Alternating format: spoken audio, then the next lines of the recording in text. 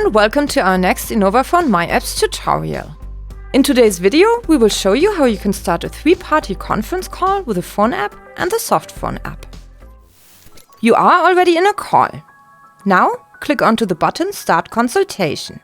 Via the entry field, you can search for a destination, or you can enter the destination phone number directly. Start the call by clicking onto the green handset symbol. If you want to, you can also directly select one of your favorites or one of the destinations displayed in the call history.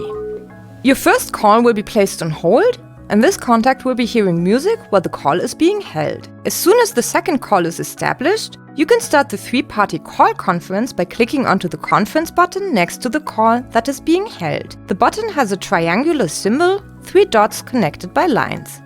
Now, the three-party conference is established and you are connected with the other two destinations. You can end the three-party conference by clicking onto the red handset button next to one of the established calls. This will terminate the selected call while the other call will remain connected. Or you can cancel the three-party conference by putting one of the two calls back on hold. Click on the hold button next to the call that you would like to put on hold. You will be in consultation with only one of the two contacts. You can switch between the calls as often as you please.